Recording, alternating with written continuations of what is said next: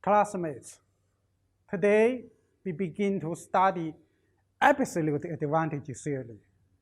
We needed to master the following 4 key points. First, the difference between absolute advantage theory and the mercantilism.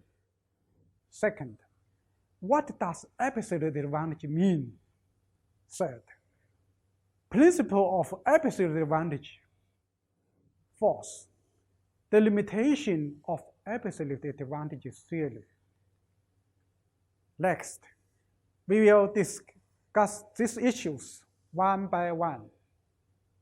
First, from mercantilism to the view of Adam Smith, the wealth of nations.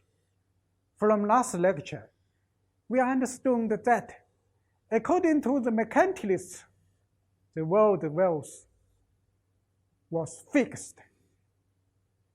This view meant that one nation's gains from trade came at the expense of the trading partner. Not all nations could simultaneously enjoy the benefit of international trade. This view was challenged with the publication in 1776 of Adam Smith, The Wealth of Nations. Adam Smith, a classical economist, was a leading advocate of free trade, open markets, on the grounds that it promoted the international division of labor. His work, The Wealth of Nations, is referred to as the most influential book on economics ever written. Notice that it is opposed to mercantilists. Mercantilists argues for trade protectionism. Smith perceived that a nation's wealth was reflected in its productive capacity, that is, its ability to produce financial goods and services, not in his holdings of precious metals. So attention thus tended from acquiring space to enlarging the production of goods and services. Smith believed that growth in productive capacity was fostered best in an environment where people were free to pursue their own interests. Self-interest would need individuals to specialize in and exchange goods and services based on their own special abilities. The natural tendency to barter and exchange goods and services would generate productivity gains through the increased division and specialization of labor. Self-interest was the catalyst, and the competition was the automatic regulation mercantilism. Smith saw little need for government control of the economy. He suggested that a government policy of laissez-faire would best provide the environment for increasing nation wealth. The proper role of government was to ensure that market was free to function in an unconstrained manner by removing the barriers to effective operation of the invisible hands of the market. Second, what does absolute advantage mean? Smith applied his ideas about economic activity within a country to specialization and exchange between countries.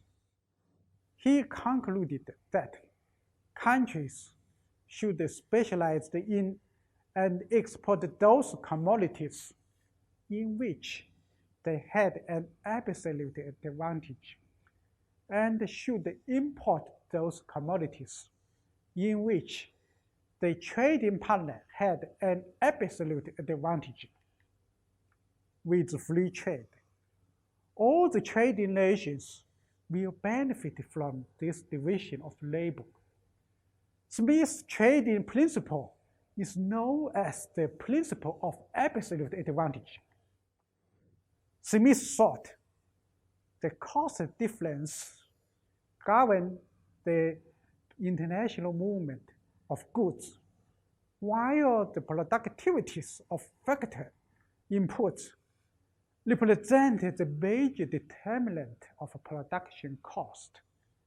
Such productivities are based on natural and acquired advantages. The former included factors relating to climate, soil, and mineral wealth, whereas the latter include special skills and technicals.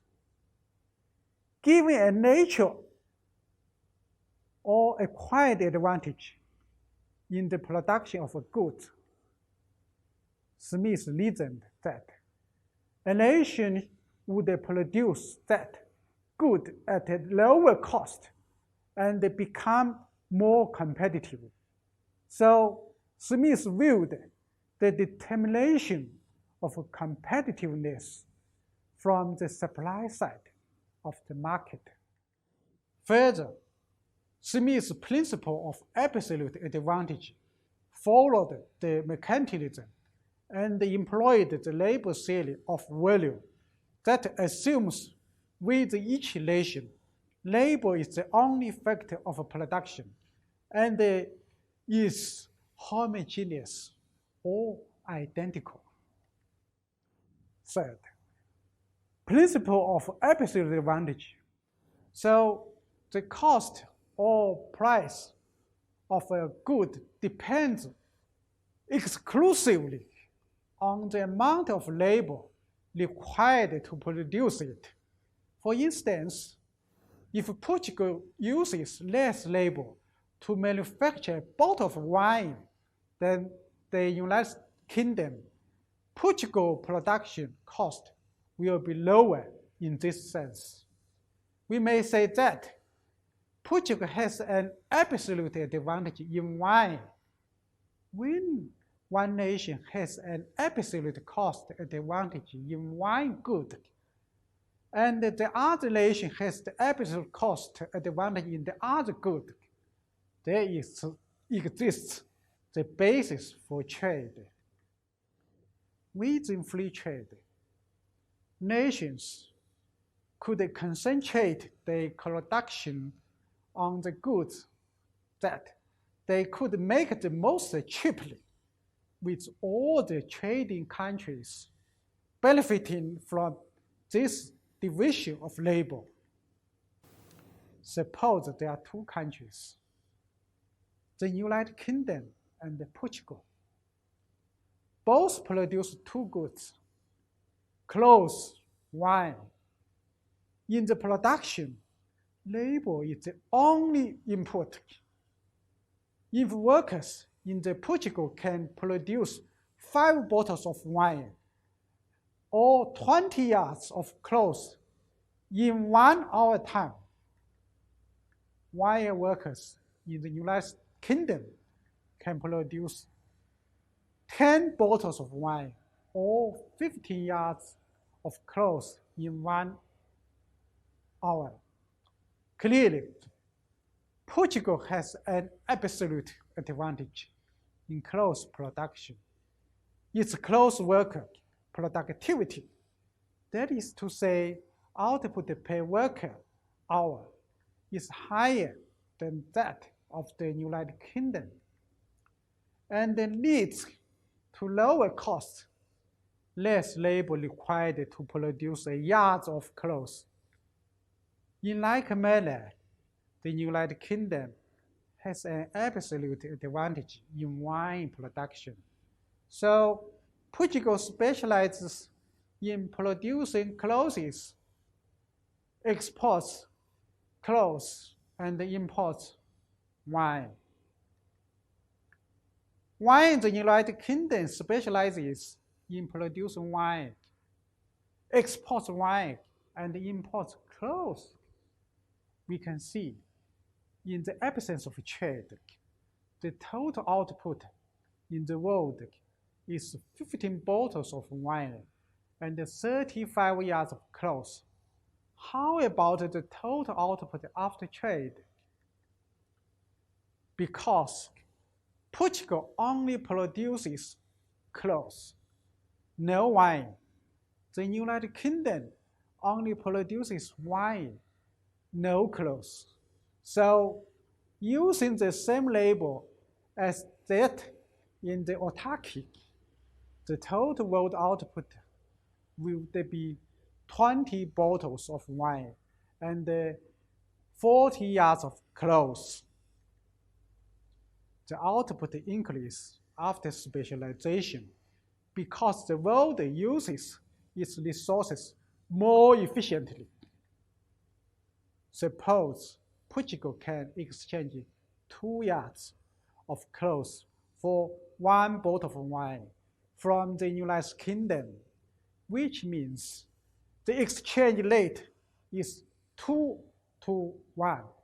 Assume Portugal still consumes 20 yards of clothes.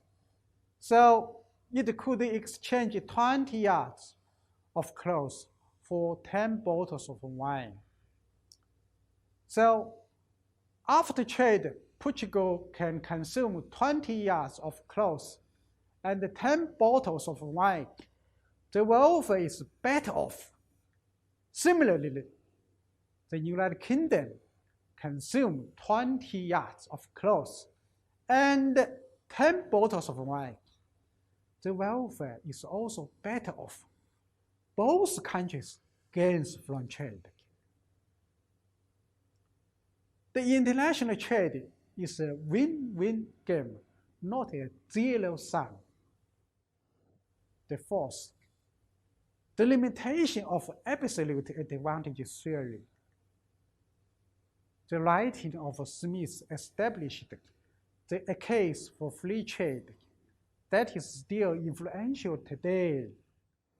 But according to Smith, for the world to benefit from specialization, each nation must have a good that is absolutely more efficient in producing than its trading partner. But in the real world, some countries don't have any absolute advantages. They also can participate in trade, which cannot be explained by the principle of absolute advantage. This is the limitation of absolute advantage theory, which was overcome by David Ricardo. David Ricardo expanded upon Smith's concepts and demonstrated that the potential gains from trade were far greater than that Adam Smith had envisioned in his concept of absolute advantage, which is now the principle of comparative advantage. Next lecture, we will discuss the comparative advantage. That's all for this lecture. Thanks. See you next time.